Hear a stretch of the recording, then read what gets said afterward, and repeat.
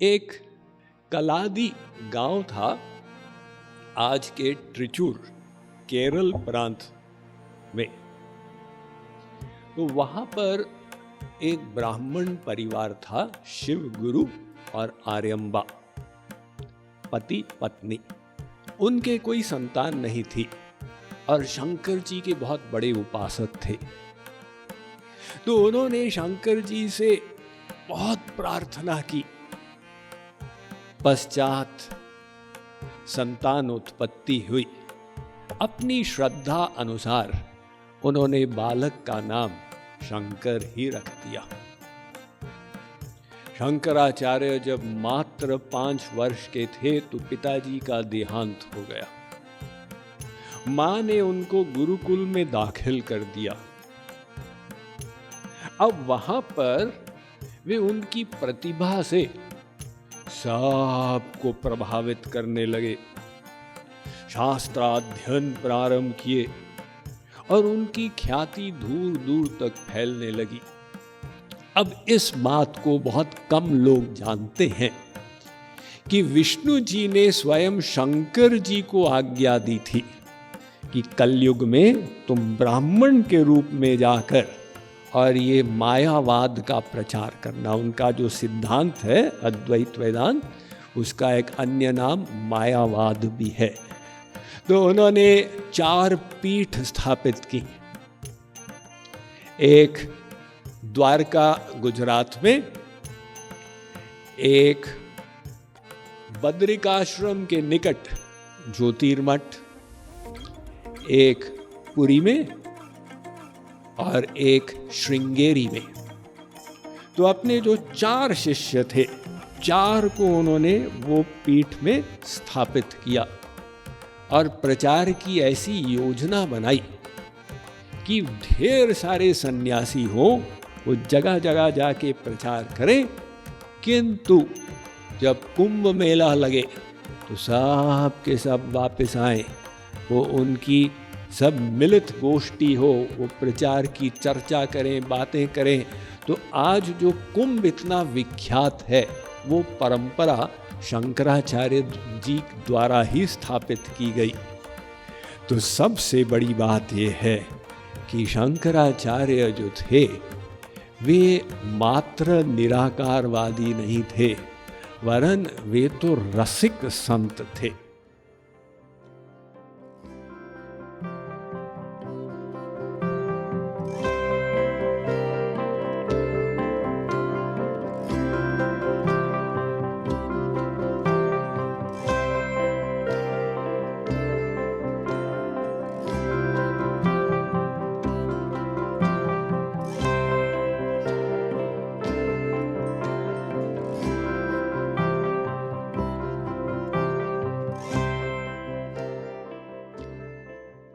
आज सर्वप्रथम हम चलेंगे संत शिरोमणि, इस कलयुग के 5000 वर्ष के प्रथम जगत गुरु आदि शंकराचार्य के पास। इनकी जीवनी के महत्व एवं कार्य की महानता को समझने के लिए तत्कालीन भारतवर्ष की स्थिति को समझना आवश्यक है। जब शंकराचार्य इस पृथ्वी पर अवतरित हुए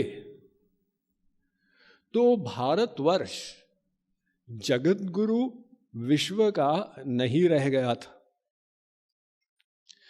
धर्म की समाज में बुरी परिस्थिति हो गई थी। वैदिक सनातन धर्म का तो ह्रास हुआ ही था। जब राजा अशोक बौद्ध धर्म में परिवर्तित किए अपने को, तो प्राचीन काल में जैसा राजा वैसी प्रजा, अधिकांश समाज भी बौद्ध धर्म को अपना लिए। किंतु भगवान बुद्ध के पश्चात बौद्ध धर्म का पालन विकृत रूप में भारतवर्ष में अन्यत्र होने लगा। भगवान बुद्ध ने संघ का महत्व बताया था, धर्म का महत्व बताया था। भगवान का कोई जिक्र नहीं था उनके दर्शन में।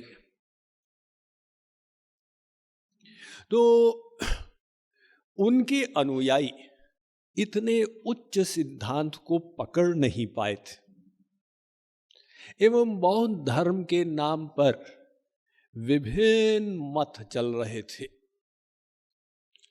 उनके विद्वान वे अपने सिद्धांतों के डिफेंस में अनेक प्रकार के तर्क प्रणालियों को खड़ा कर दिए थे। बौद्ध धर्म के शून्यवाद को डिफेंड करने की दृष्टि से, साथ ही साथ विभिन्न तांत्रिक मार्ग प्रारंभ हो गए थे, जैसे वज्रयान, तंत्रयान, काल चक्रयान, सहज यान। सीक्रेट सोसाइटीज बन गई थी समाज में, गुह्य समाज यान। और यद्यपि भगवान बुद्ध ने इस बात पर महत्व दिया था कि अंतःकरण चित्त की शुद्धि करो, लोग उन सब बातों पर ध्यान नहीं दिए। जन साधारण ने इतना ही समझा कि बुद्ध हमारे भगवान हैं, और बड़े बड़े विहार उन्होंने मंदिर टाइप के बनाए, जहाँ भगवान बुद्ध की बड़ी बड़ी मूर्तियों को स्थापित करके उनको भगवान के रूप में पूजने लग गए। और जितने हिंदू धर्मावलंबी बचे थे उनकी भी विचित्र दशा थी। न्याय और वैशेषिक का प्रतिपादन करने वाले मात्र तर्क वितर्क में ही रसास्वादन कर रहे थे। उनको वास्तविक आध्यात्म आंतरिक यात्रा से मतलब नहीं था। दूसरी ओर मीमांसक वे कर्म कांड का प्रतिपादन कर रहे थे इस प्रलोभन से कि तुमको स्वर्ग मिलेगा, यही तो तुम्हारा लक्ष्य है, मीमांसा दर्शन बताता है। और तंत्र मार्ग थे, कपालिका, अन्य मार्ग भी उस समय चल रहे थे। बारहस्पत्य, लोकायतिक मत यानी चार्वाक्य अवलंबी। जैन धर्म के पालनकर्ता भी कुछ मात्रा में थे भारतवर्ष में, कम संख्या में हमेशा हुए। उनमें भी अलग अलग मार्ग में जैन धर्म बटा हुआ था।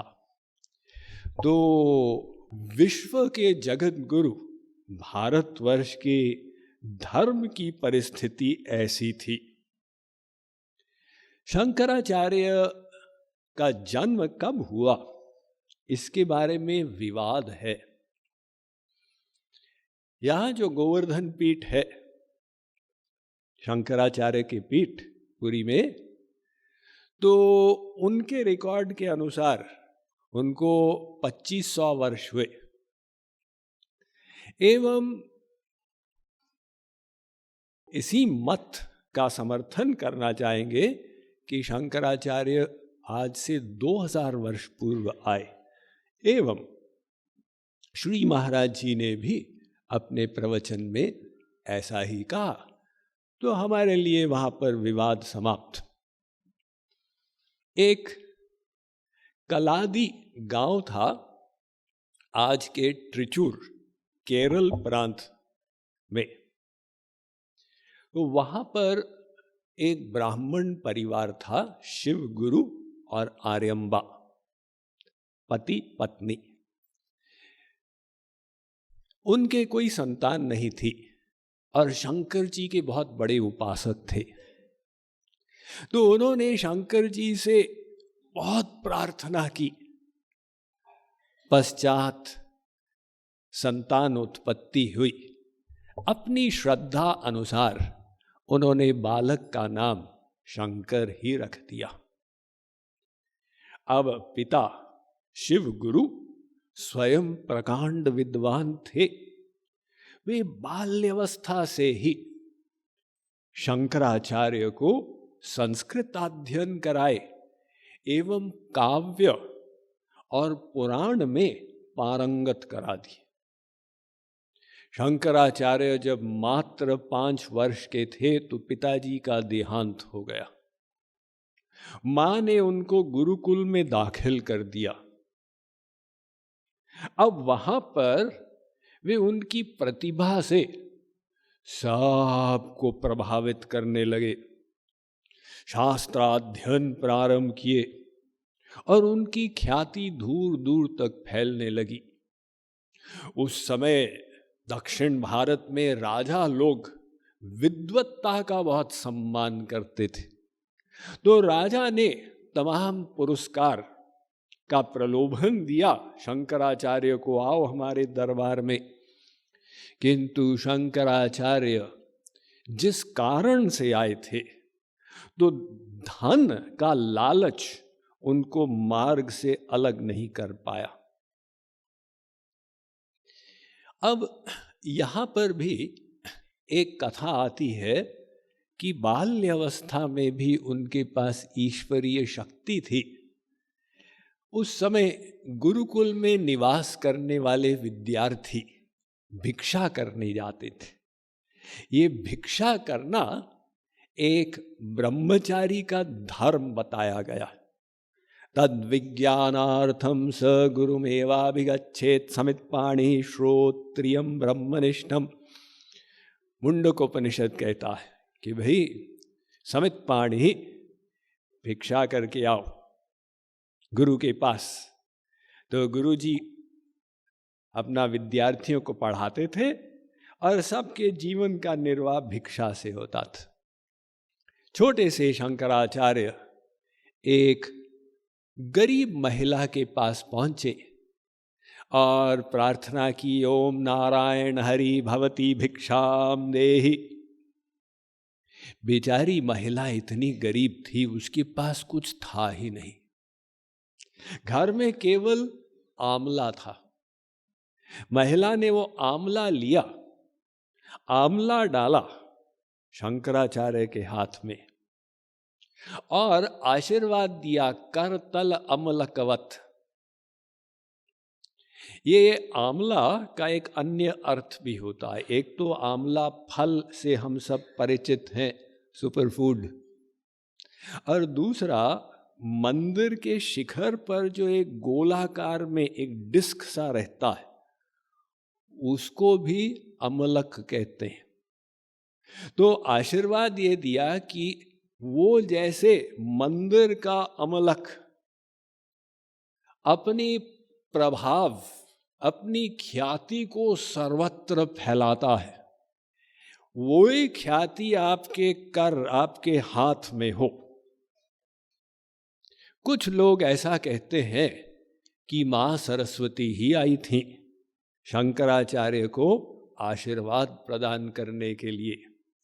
तो शंकराचार्य जब 8 वर्ष के हुए, ज्योतिषी लोगों ने ऐसा एक भविष्यवाणी की थी कि इनका जीवन समाप्त हो सकता है। तो ये इन्होंने अपने मां से प्रार्थना की कि मुझे अनुमति दीजिए, मैं सन्यास लूंगा। और मां विधवा थी, एक ही संतान, स्वाभाविक है मां तो सन्यासी है नहीं, मां की आसक्ति तो होगी ही।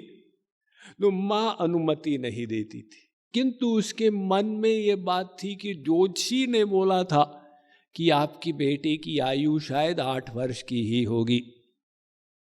तो ऐसी एक लीला भगवान ने रच ली उनके लिए। वे मां के साथ नदी स्नान करने गए एवं वहां पर एक ग्राह मगरमच्छ ने इनको पकड़ लिया। वो ग्राह बड़े बड़े पशुओं को पकड़ ले तो वो अपनी जान नहीं बचा पाते, ऐसी शक्ति होती है उसमें। और 8 वर्ष के शंकराचार्यों को पकड़ लिया तो वो चीखे मां ने देखा, मां ने प्रार्थना की। शंकराचार्य ने कहा, मां, मेरी मृत्यु तो अब निश्चित है ही, और मेरी ऐसी इच्छा थी कि मैं सन्यास ले लूं। अब आप मुझे अनुमति दे दो, कम से कम जो कुछ जीवन के क्षण बचे हैं उनमें ही मैं सन्यासी बन जाऊं। मां ने अपने बच्चे की इच्छा को रखने की दृष्टि से अनुमति प्रदान की एवं ग्राह ने शंकराचार्य को छोड़ दिया। तो मां वचनबद्ध हो गई, शंकराचार्य को जो अनुमति चाहिए थी उसको लेके वो चले वहां से। किंतु मां जो रो रही थी, शंकराचार्य ने वहां पर उनको वचन दिया कि आपके मृत्यु पर उससे पहले आकर आपसे अवश्य मिलेंगे, और उसको उन्होंने निभाया। तो शंकराचार्य लिखते हैं, यावदायुस्त्रयो वन्द्या वेदांतो गुरुरीश्वरः सर्ववन्द्येन यतिना प्रसूरवन्द्या प्रयत्नतः। वे कहते हैं कि भाई देखो, अद्वैत तो ठीक है, लेकिन गुरु से अद्वैत मत मानो, वेदांत से अद्वैत मत मानो, और एक सन्यासी भी अपनी मां का सम्मान अवश्य करे। तो शंकराचार्य घर से निकले सन्यास के मार्ग पर। सन्यास लेते समय उनकी आयु मात्र 8 वर्ष की थी। 8 वर्षे चतुर्वेदी, 12 सर्वशास्त्रवित्, 16 कृतवान भाष्यं, 32 मुनिरभ्यगात्। 8 वर्ष के थे शंकराचार्य, घर को छोड़ के निकले तो नर्मदा पहुंचे। नर्मदा के तट पर एक गुरु थे, गोविंद भगवत पाद। उनको गोविंदाचार्य के नाम से भी बुलाया जाता है। वे गौड़पादाचार्य के शिष्य थे, और यानी गौड़पादाचार्य बने शंकराचार्य के गुरु के गुरु। तो गौड़पादाचार्य अद्वैत के प्रतिपादक थे। उन्होंने एक ग्रंथ लिखा, मांडुक्य कारिका। उनके शिष्य हुए गोविंद भगवत पाद। शंकराचार्य 4 वर्ष तक अपने गुरुदेव के आचार्य चरणों के निकट रहते हुए शास्त्राध्ययन किए। तो चारों वेदों का पश्चात 4 वर्ष में 12 वर्ष की आयु तक सर्वशास्त्रवित्, सब शास्त्रों का अध्ययन उन्होंने कर लिया। जैसे हमारे महाराज जी जब गए महू, तो 2.5 वर्ष में उन्होंने 18 वर्ष के कोर्स पूरे कर दिए। तो शंकराचार्य की एक लीला बताई जाती है अपने गुरुदेव के साथ। एक बार गोविंद भगवत पाद गुफा के अंदर जाकर ध्यान में बैठे हुए थे नर्मदा के तट पर। अब नर्मदा एक ऐसी नदी है कि उसमें अचानक बाढ़ आ जाती है। वो पानी बढ़ने लगा। लोगों ने कहा, गुरुजी को बताओ, डूब जाएंगे। शंकराचार्य ने कहा, नहीं, उनका ध्यान भंग न होने पाए, वे एक घड़ा वहां पे रखती, और बाढ़ का सब पानी घड़े में भरता चला गया। तो अपनी गुरु भक्ति से वे गोविंद भगवत पाद को अत्यंत प्रभावित किए। पश्चात वहां से वे काशी पधारे। तो वाराणसी हजारों वर्षों से वैदिक ज्ञान का एक प्रमुख केंद्र रहा है, और उस समय भी था शंकराचार्य के समय। तो वहां पहुंचकर वे अब शिष्य बनाने लगे। तो अब सोचिए, ये उस समय 12 वर्ष के थे। तो पहले शिष्य बने सनंद, जो आगे जाके पद्मपाद हुए। दूसरे शिष्य बने त्रोटकाचार्य। तीसरे बने हस्तामलक, जिनका स्तोत्र महाराज जी कोट करते हैं, नाहं मनुष्यो न च देव यक्षो न ब्राह्मण क्षत्रिय वैश्य शूद्रः न ब्रह्मचारी न गृही वनस्थो भिक्षुर्न चाहम निज बोध रूपः। यास्तामलक स्तोत्र। मैं मनुष्य नहीं हूँ, पशु नहीं हूँ, पक्षी नहीं हूँ, ब्राह्मण क्षत्रिय वैश्य शूद्र नहीं, ब्रह्मचारी गृहस्थी वानप्रस्थी सन्यासी ये सब कुछ नहीं, मैं विशुद्ध आत्मा हूँ। अब इनके चौथे शिष्य जो सबसे विख्यात हुए, मंडन मिश्र। तो मंडन मिश्र की रोचक कथा सुनिए। इनके गुरु थे कुमारिल भट्ट, और कुमारिल भट्ट मीमांसा का प्रतिपादन कर रहे थे, मीमांसा दर्शन। तो कुमारिल भट्ट अब शंकराचार्य से पहले आए, तो वो भी देखे कि भी सब समाज की स्थिति क्या है। अधिकांश लोग तो वैदिक सनातन धर्म को भूल ही गए हैं। वे काशी में चल रहे थे कि उनके ऊपर गर्म पानी की बूंदें गिरी। उन्होंने ऊपर देखा, काशी की राजकुमारी अपने महल के छत पर खड़े होकर आंसू बहा रही थी। वो गर्म आंसू आचार्य के ऊपर पड़े। तो कुमारिल भट्ट ने कहा कि देवी आपको क्या कष्ट है? राजकुमारी ने कहा कि सनातन धर्म की दुर्दशा को देखकर मैं बहुत परेशान हूं। कुमारिल भट्ट ने कहा मैं प्रतिज्ञा करता हूं कि मैं इसका अवश्य पुनरुत्थान कराऊंगा। तो वे बौद्ध गुरुकुल में गए और बौद्ध आचार्यों से बौद्ध धर्म के सिद्धांतों को सीखे, और जब उसमें पारंगत हो गए तो जो उन्होंने विद्या प्राप्त की थी उसके द्वारा बौद्ध धर्म गुरुओं को परास्त कर दिए और मीमांसा दर्शन को स्थापित किए। पश्चात उनको ग्लानि होने लगी, भी ऐसा तो नहीं कि मैंने गुरु द्रोह किया है, इनसे विद्या प्राप्त की और इन्हीं को परास्त कर दिया। तो उन्होंने कहा मेरी मंशा तो शुद्ध थी, लेकिन भविष्य में अगर लोग मेरा अनुकरण करने लग गए तो ये खराब होगा, इसलिए इसका मैं पश्चाताप करूं। उन्होंने तुषानल, वो तुष घास होती है ना, वो बड़ी धीमी आग से जलती है, तो उन्होंने तुषानल उत्पन्न की और वो चिता पे बैठ गए अपने प्राण त्यागने के लिए कि ये पश्चाताप होगा मैंने जो किया उसके लिए। यहां पे शंकराचार्य तो दिग्विजयी यात्रा अपनी प्रारंभ कर रहे थे और लोगों ने उनको कहा कि जब तक आप कुमारिल भट्ट को परास्त नहीं करेंगे आपके सिद्धांत को मान्यता नहीं मिलेगी। तो शंकराचार्य जब पहुंचे, कुमारिल भट्ट चिता पर बैठे हुए थे। शंकराचार्य ने कहा हम आपसे शास्त्रार्थ करने आए थे।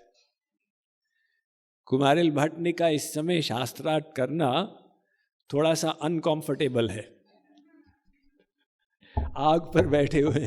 तो शंकराचार्य ने कहा फिर क्या किया जाए? कुमारिल भट्ट ने कहा कि हमारे पट शिष्य हैं मंडन मिश्र, उनके साथ शास्त्रार्थ करो, उनकी पराजय में हम अपनी पराजय मान लेंगे। तो शंकराचार्य वहां से मंडन मिश्र को खोजने गए। अब उनके गांव पहुंचे तो पूछा कि कौन सा है इनका घर। लोगों ने कहा कि जहां शुक और सारिक तर्क कर रहे हो, एक कहे जगत सत्य है, दूसरा कहे जगत मिथ्या है, एक कहे ब्रह्म निराकार है, दूसरा कहे ब्रह्म साकार है, तो समझ जाना कि वो मंडन मिश्र का ही घर है। अब वहाँ पर शंकराचार्य पहुँचे तो मंडन मिश्र के सामने उन्होंने चुनौती दी कि हम आपसे शास्त्रार्थ करेंगे। मंडन मिश्र की पत्नी थी उभय भारती, तो उभय भारती ने कहा ठीक है। उन्होंने दोनों के ऊपर माला डाल दी कि जिसकी माला फीकी पड़ जाएगी वो हार जाएगा। अब कई दिन तक शास्त्रार्थ चला और लास्ट में मंडन मिश्र पराजित हुए।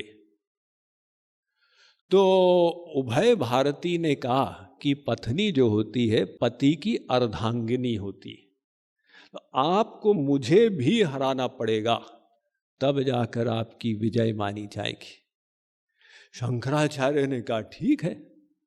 तो उभय भारती ने शंकराचार्य के ज्ञान से बाहर काम सूत्र से एक प्रश्न कर लिया। अब शंकराचार्य के सामने विडंबना, उनको उसका कोई अनुभव ही नहीं। उन्होंने उभय भारती को कहा हमको टाइम दे दीजिए, और वहां से शिष्यों के साथ गए गुफा में, कहा मैं अपने शरीर को छोड़ने जा रहा हूं, इसकी देखभाल करना। तो गुफा में शरीर को छोड़ के सूक्ष्म शरीर से निकले। उसी समय एक राजा का देहांत हुआ था। तो राजा का शरीर अभी भस्म नहीं किया गया था, शंकराचार्य राजा के शरीर में सूक्ष्म शरीर से घुस गए। एवं अब वहां पर वो जब राजा उठ के बैठ गया, लोगों ने कहा अरे लो, ये तो मरे नहीं थे, नियर डेथ एक्सपीरियंस। तो राजा के शरीर में पहुंचे वापस। रानियों ने सोचा हमारे पति देव तो आ गए। वहां शंकराचार्य ने गृहस्थ व्यवहार का अनुभव किया। पश्चात राजा के शरीर को छोड़ के और पुनः निकले, और जिस गुफा में उनका स्थूल शरीर था उसके अंदर पुनः प्रवेश किए और पहुंचे उभय भारती के पास, और उनको उनके प्रश्न का उत्तर दे दिया। तो वो भी हारी। एवं तब मंडन मिश्र ने अपनी पराजय को स्वीकार किया और शंकराचार्य के शिष्य बने। तो उनका नाम पड़ गया सुरेश्वराचार्य। ईश्वरानुग्रहेणापि स्वात्मबोधो यथा भवेत्।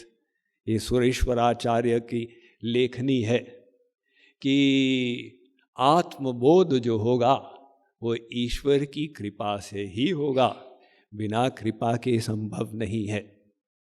अब शंकराचार्य अपने भाष्य लिखने प्रारंभ किए। उनके भाष्यों के कारण वे इतिहास में विख्यात हुए। उनकी लेखनी की कला, उनके जो भाषा पर कंट्रोल था, मास्टरी थी, और विद्वत्ता का तो भंडार था ही। तो उन्होंने सर्वप्रथम विष्णु सहस्रनाम का भाष्य लिखा, पश्चात भगवत गीता पर भाष्य लिखा, पश्चात 10 उपनिषद पर भाष्य लिखा, पश्चात अपना प्रसिद्ध ब्रह्म सूत्र पर भाष्य लिखा, शारीरक भाष्य। तो ये 3 प्रस्थान त्रयी के नाम से विख्यात हो गए, गीता, 10 उपनिषद और ब्रह्म सूत्र। यानी हमारे यहाँ जो ज्ञान का, वेदों का भंडार है, उसके 3 ये प्रवेश द्वार माने गए, और उनका भाष्य शंकराचार्य ने लिखा। तो भाष्य लिखकर वे गए बद्रिकाश्रम। अब वहां पर बद्री विशाल मंदिर है। तो मंदिर के पीछे बर्फ का पहाड़ है, उसे उत्तर बद्री कहते हैं। वे पीछे जाके उत्तर बद्री में वो बर्फ के पहाड़ से ऊपर जाने लग गए। वेद व्यास तो चिरंजीवी हैं ही, सतयुग, त्रेतायुग, द्वापर युग, कलयुग में भी। तो वे ऊपर निवास कर रहे थे, वे नीचे आए। वेद व्यास और शंकराचार्य वहां हिमालय की एक गुफा में बैठ के आपस में चर्चा किए। तो दोनों के बीच में जो शास्त्रार्थ हुआ वो 7 दिन तक चला। 7 दिन के पश्चात और 7 दिन एक्सटेंशन कर दिया। 14 दिवस के बाद भी वेद व्यास शंकराचार्य को परास्त नहीं कर पाए। तो उन्होंने कहा, वत्स तुम योग्य हो, सर्वत्र विजयी भव, जाओ तुम्हारी विजय सर्वत्र होगी। अब वेद व्यास का आशीर्वाद लेके शंकराचार्य वापस आए। ऐसे अगर आप माधवाचार्य की जीवनी पढ़ेंगे तो माधवाचार्य भी बद्रिकाश्रम पहुंचे, वे भी वेद व्यास से मिले, उनको गुरु के रूप में धारण किए। अब माधवाचार्य शंकराचार्य ये वेद व्यास को एक बार मिले। लोग कहते हैं हमको गुरु जी पर्याप्त नहीं मिले, कृपा पर्याप्त नहीं हुई, ऐसा है, अथवा हमको जो मिला उसका हमने मूल्य नहीं समझा। एक बार मिलकर उस पर अपना जीवन न्यौछावर कर दिए, तो हम लोगों को तो उससे बहुत अधिक मिला।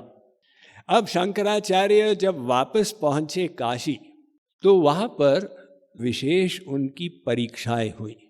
वे शिष्यों के साथ दशाश्वमेध घाट स्नान करने जा रहे थे, तो एक महिला रास्ता रोक के बैठी हुई थी। अब काशी की संकीर्ण गलियां हैं, वाराणसी प्राचीन शहर है। वो महिला के पति का देहांत हो गया था और पति के शव को गोद में रखा हुआ था। वो विलाप कर रही थी, हाय मेरे पति, हाय मेरे पति। शंकराचार्य ने का रास्ता रुक गया। उनने कहा, मां रास्ता दो। तो स्त्री जोर जोर से बोलने लग गई, इतने अच्छे थे, भगवान ने क्यों उनको छीन लिया। शंकराचार्य थोड़े रुष्ट हो गए। उनने कहा, मां रोने से क्या होगा, आपके पति तो चले गए। तो वो स्त्री अचानक शंकराचार्य की ओर घूमी। उसने कहा, आचार्य मुझे क्यों बोल रहे हो, मेरे पति को बोलो खड़े हो जाएं, रास्ता खाली करके चले जाएं।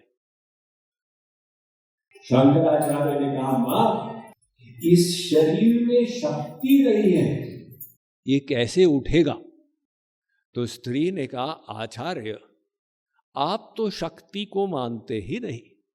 आपने ऐसा वर्णन किया है अपने भाष्यों में कि ब्रह्म जो है निर्गुण है, निराकार है, निर्विशेष है, शक्ति रहित है।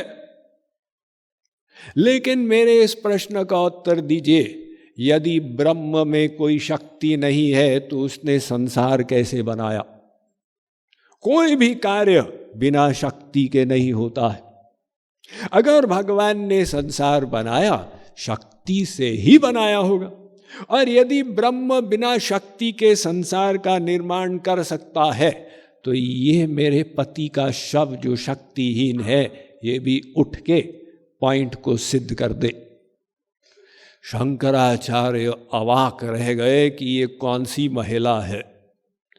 सोचने लगे कि वेद व्यास तो 14 दिन में मेरे भाष्य में त्रुटि निकाल नहीं पाए, और ये महिला ने इतना बड़ा छेद कर दिया कि मेरे सिद्धांत को आकाश में ही उड़ा दिया कि बिना शक्ति के ब्रह्म संसार कैसे बनाएगा। वे आंख मूंदे, दोबारा आंख खोले तो पूरा दृश्य बदल चुका था। वो महिला के स्थान पर मां दुर्गा, भगवान की आद्या शक्ति, जगत जननी, योग माया स्वरूपा, अपने 10 भुजाओं के साथ सिंह पर विराजमान थी।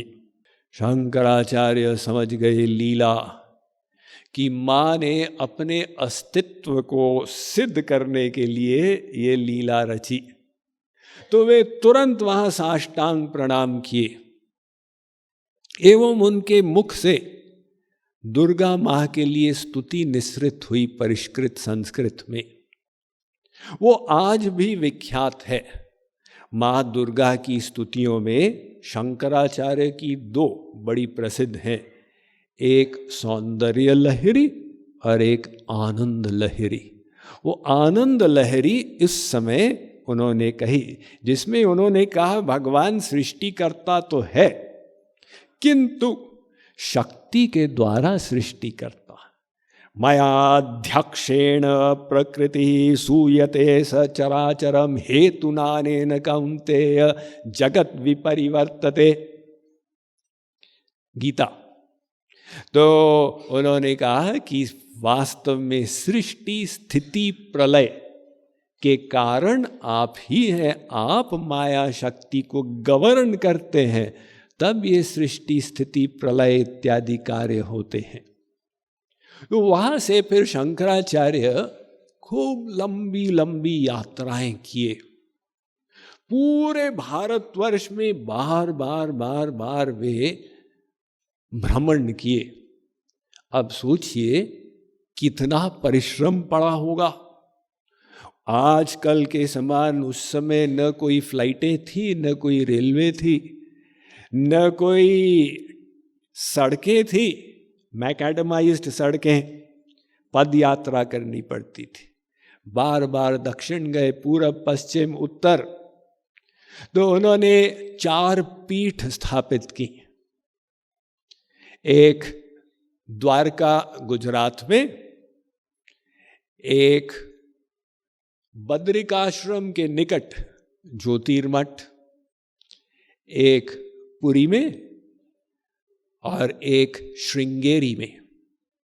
तो अपने जो 4 शिष्य थे, 4 को उन्होंने वो पीठ में स्थापित किया और प्रचार की ऐसी योजना बनाई कि ढेर सारे सन्यासी हो, वो जगह जगह जाके प्रचार करें, किंतु जब कुंभ मेला लगे तो सब के सब वापस आए, वो उनकी सब मिलित गोष्ठी हो, वो प्रचार की चर्चा करें, बातें करें। तो आज जो कुंभ इतना विख्यात है, वो परंपरा शंकराचार्य जी द्वारा ही स्थापित की गई। साथ ही साथ उन्होंने 10 नामी संन्यास की संप्रदाय स्थापित की। जैसे एक तीर्थ संप्रदाय है, एक भारती संप्रदाय है, एक सरस्वती संप्रदाय है। तो ऐसे उन्होंने वृहद प्रचार किया। आश्चर्य की बात है, हम सोचें कि इतनी छोटी आयु में वे कितने फोकस के साथ अपने कार्य में लगे रहे। आप सोचिए शंकराचार्य कितना अपने लक्ष्य, जिस कारण से वे आए थे, उसके प्रति उनका ध्यान था, वो एक क्षण के लिए भी उससे हटा नहीं। तो शंकराचार्य इतना जो भ्रमण किए, अब कई कथाएं उनकी जीवनी में आती हैं, क्योंकि ये 2000 वर्ष पुरानी बात है। तो लोगों ने जो उनकी जीवनी लिखी उसी में से निकाला जा सकता है। ऐसा एक प्रसंग आता है कि एक गांव में वे पहुंचे। अब वो लोग वहाँ पर शराब मैन्युफैक्चर करते थे और वही शराब उन्होंने शंकराचार्य को भी ऑफर की। तो उनको प्रसन्न करने के लिए शंकराचार्य उसको ले लिए। उससे बाकी शिष्य लोग बहुत नाराज हो गए, अरे गुरुजी ने क्या कर दिया। तो शंकराचार्य जब अगले गांव गए, वहां पर एक फाउंड्री की दुकान थी, पिघला हुआ लोहा था, तो शंकराचार्य उसको भी पी गए। अब शिष्यों को कहा तुम इसको पी के दिखाओ। तो हम आचार्यों की, भगवान की नकल नहीं कर सकते। शंकर जी स्वयं हालाहल विष का समुद्र पी के नीलकंठ हो गए। हम तो 2 तोला संख्या ले लें तो प्राणगत कंठ हो जाएंगे। इसलिए नैतत् समाचरे जातु मनसा पीह्यनीश्वर। ये भगवान और गुरु लोगों के कार्यों, इनकी नकल नहीं करनी है। इन्होंने हमारे लिए जो मार्ग बताया, हमें उनके उपदेशों का पालन करना। तो शंकराचार्य के लिए कई लोग उनके सिद्धांत के विस्तार को नहीं समझते। शंकराचार्य भारतवर्ष के ग्रेट यूनिफायर थे, क्योंकि जिस स्थिति में वे देश को पाए, अलग अलग मत, अलग अलग सिद्धांत, उन्होंने उन सब को एक सूत्र में बांध दिया। जैसे हमारे श्री महाराज जी पंचम मूल जगत गुरु एवं जगत गुरु तम, उनको काशी विद्वत परिषद ने समन्वय आचार्य की उपाधि दी, समन्वय करने वाले। शंकराचार्य ने भी ऐसा समन्वय किया। वे स्वयं अपने भाष्यों में निराकार ब्रह्म का प्रतिपादन किए, किंतु जगह जगह जाकर साकार ब्रह्म की आराधना किए और साकार ब्रह्म की स्तुति किए। शिव जी की स्तुति, दुर्गा माँ की स्तुति, भगवान राम की स्तुति और राधा कृष्ण की भी स्तुति। वो शंकराचार्य कहते हैं मूर्तन चैवा मूर्तन द्वे एव ब्रह्मणो रूपे। वे कहते हैं कि भाई देखो, भगवान के दो रूप हैं, एक मूर्त एक अमूर्त, एक साकार एक निराकार। इत्युपनिषत् तयोर्वा द्वौ भक्तौ भगवदुपदिष्टौ क्लेशाद क्लेशाद्वा मुक्ति स्यादेर्तयोर्मध्ये। तो वो निराकार की आराधना कठिन, साकार की आराधना सरल। और आज अगर आप भारतवर्ष के घर घर में जाएंगे, आप पाएंगे लोग अपने मंदिर में पंचदेव की पूजा करते हैं। तो ये पंचदेव की आराधना कहाँ से आई? ये शंकराचार्य ने स्थापित की। उन्होंने कहा भाई देखो, झगड़ा मत करो। तुम दुर्गा की पूजा करते हो, तुम गणेश की करते हो, तुम शंकर जी की करते हो, तो 5 देव रख लो और सब लोग पंचदेव की आराधना किया करो। तो आज भी जगह जगह भारतवर्ष में जाएंगे तो वो ही परंपराएं मिलेंगी। तो सबसे बड़ी बात यह है कि शंकराचार्य जो थे वे मात्र निराकारवादी नहीं थे, वरन वे तो रसिक संत थे। अब इस बात को बहुत कम लोग जानते हैं कि विष्णु जी ने स्वयं शंकर जी को आज्ञा दी थी कि कलयुग में तुम ब्राह्मण के रूप में जाकर और ये मायावाद का प्रचार करना। उनका जो सिद्धांत है अद्वैत वेदांत, उसका एक अन्य नाम मायावाद भी है। तो शंकर जी पद्म पुराण में पार्वती को कहते हैं मायावादम सच्छास्त्रम प्रछन्नम बौद्धमुच्यते मयैव विहितम देवी कलाउ ब्राह्मण रूपिणा। हे पार्वती, ये जो मायावाद है ये विशुद्ध शास्त्रों का अर्थ नहीं, मात्र बौद्ध धर्म को काट के और वैदिक सनातन धर्म को स्थापित करने की दृष्टि से हमने बताया। तो वो शंकराचार्य अपने प्रश्नावली में लिखते हैं किम कर्म कृत्वा नहीं शोचनीयम। कौन सा कर्म करने से सब शोक समाप्त हो जाएंगे, ये प्रश्न करते।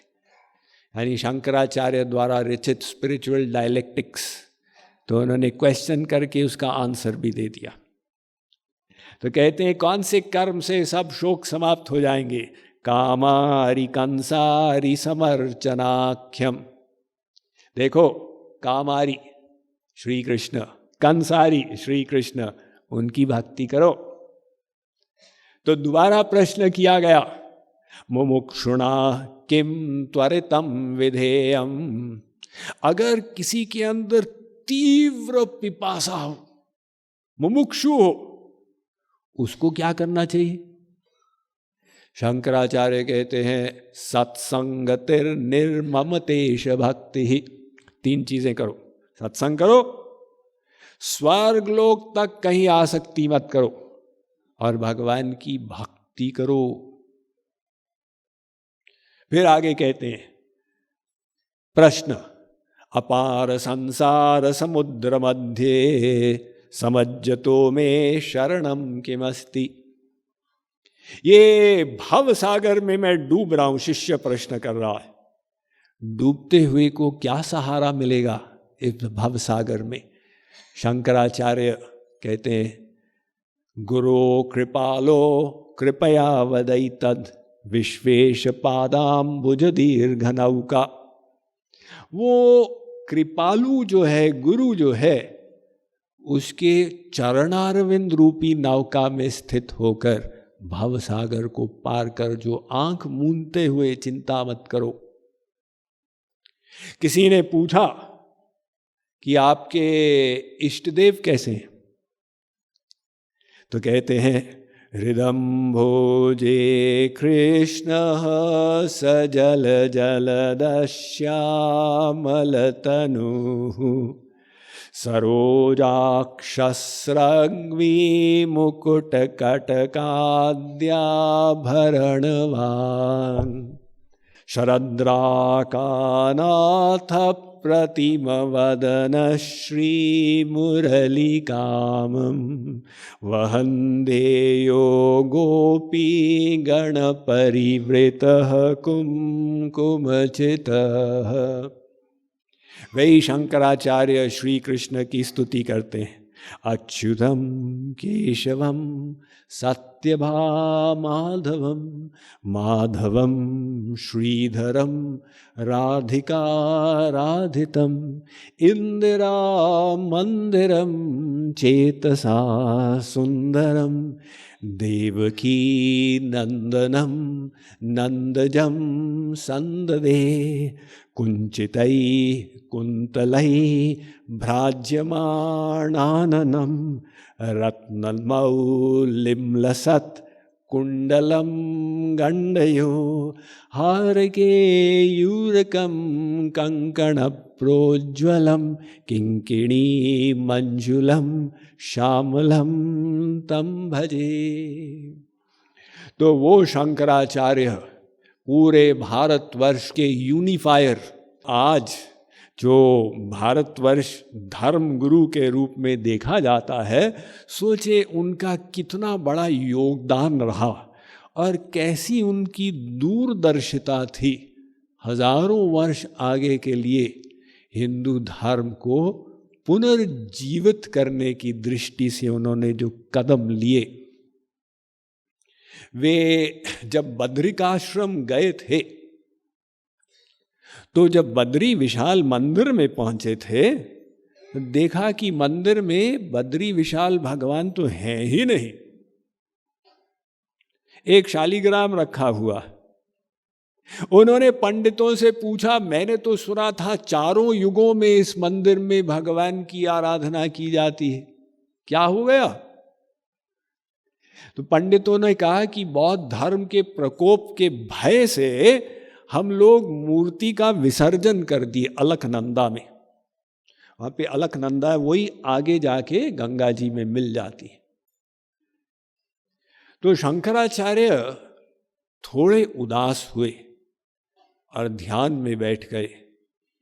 तो ध्यान में उनको कुछ दर्शन हुए। उन्होंने ध्यान से निकलकर पंडितों को कहा कि अगर मैं तुम लोगों को बता दूं कि मूर्ति किधर है, क्या तुम उसे पुनः स्थापित करने के लिए तैयार हो जाओगे? पंडितों ने कहा, अवश्य। वे अलकनंदा में डुबकी लगाए और नीचे से कुछ मूर्ति मिली, उसे पकड़कर बाहर आए। तो आश्चर्यचकित रह गए, ये तो खंडित मूर्ति थी, उसकी 3 उंगलियां टूटी हुई थी। उन्होंने कहा, इसकी तो पूजा नहीं होगी, उसका विसर्जन कर दिया।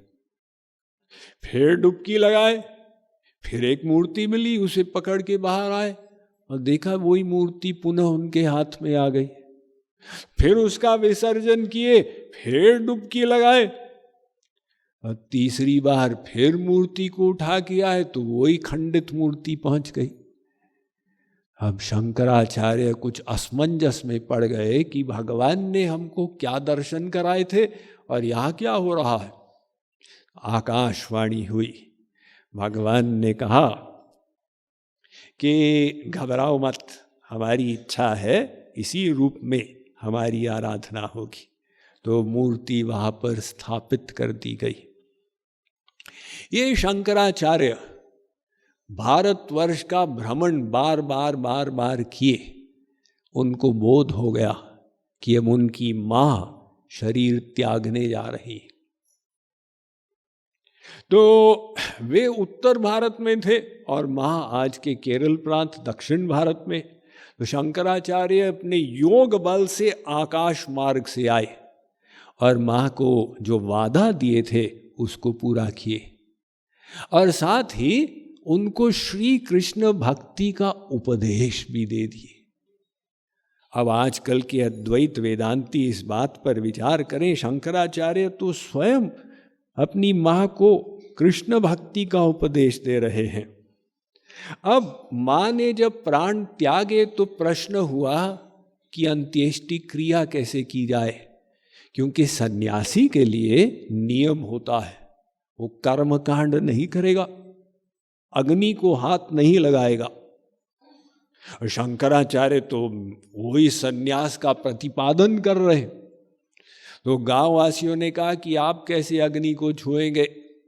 शंकराचार्य ने कहा घबराओ मत, वो केले के वृक्ष के पत्ते इत्यादि लेके चिता बना दी और नदी का जल लेके उसको छिड़क दिए, तो वही केले के पत्तों में आग लग गई और अंत्येष्टि क्रिया हो गई।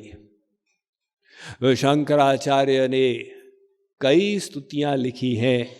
एक उनकी भज गोविंदम स्तुति बड़ी विख्यात है।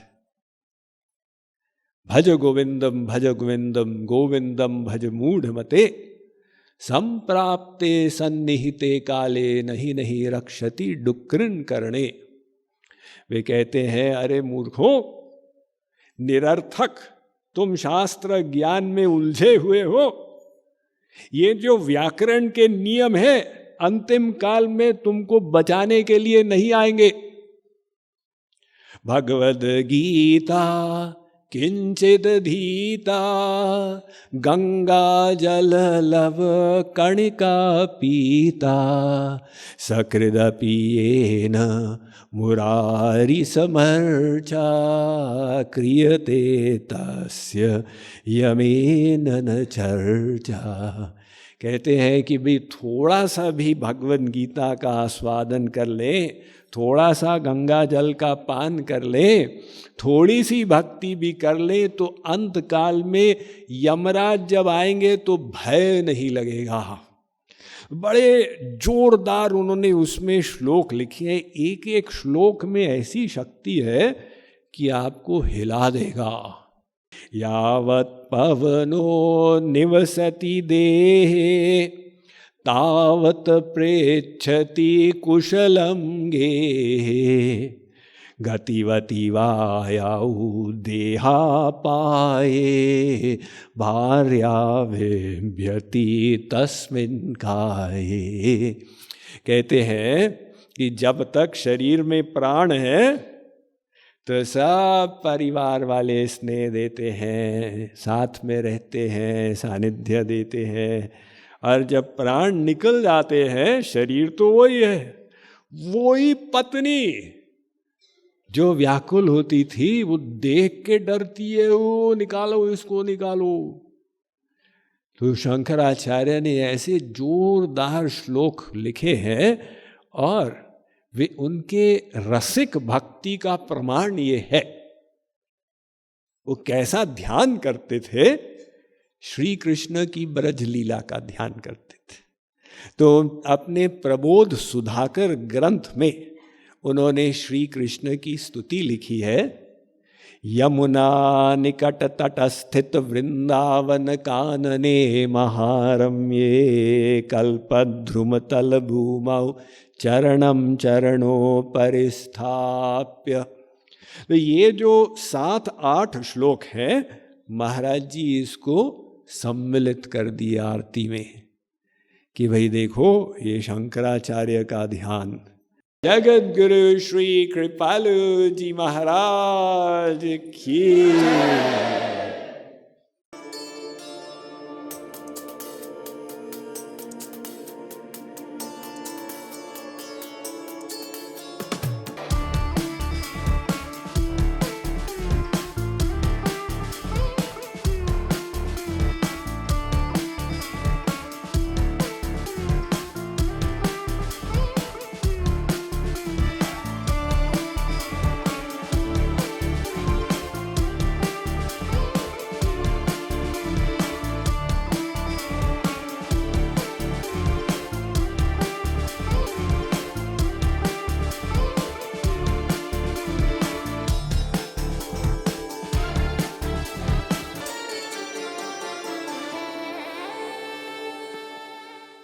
Mind management, life transformation, power of thoughts आदि प्रेरणादायक एवं आध्यात्मिक वीडियोस के लिए सब्सक्राइब करें स्वामी मुकुंदानंद हिंदी यूट्यूब चैनल को और बेल आइकन को अवश्य दबाएं ताकि आपको ये वीडियोस मिले सबसे पहले।